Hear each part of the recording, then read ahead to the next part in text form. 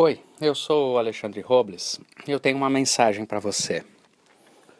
Há algumas expressões na Bíblia que são muito proféticas e poéticas e têm conteúdo existencial muito profundo.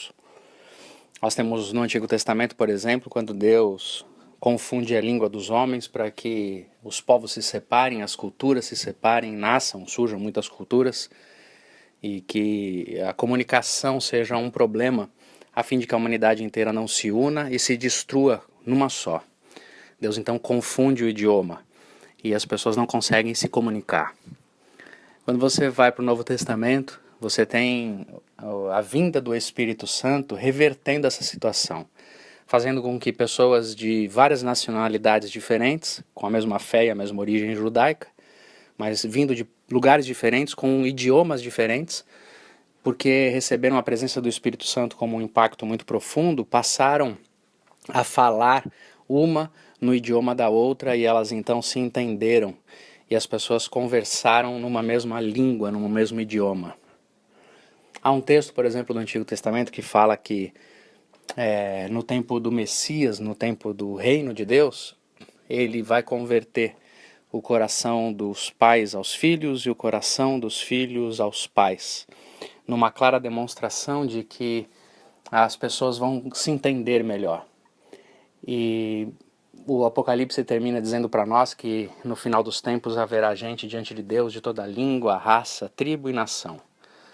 O que eu percebo com tudo isso é um interesse real de Deus de que nós nos entendamos, de que nós descubramos as linguagens em comum, não somente de idioma, é óbvio, mas as linguagens emocionais, as linguagens culturais, as linguagens de fase, as linguagens de geração, que os pais entendam os filhos entendam os pais, que cônjuges com culturas e origens familiares diferentes se entendam, que povos de raças diferentes se entendam.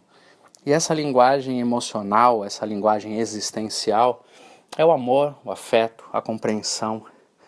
Ela é, sobretudo, uma experiência espiritual que abre os nossos ouvidos espirituais para que a gente consiga ouvir as intenções, as motivações, as impressões, as declarações do outro. E faz com que o outro se abra para ouvir-nos também. É um batismo de atenção, é um batismo espiritual de compreensão do outro. Isso para mim é extraordinário. E isso é uma promessa, e isso para mim é uma esperança.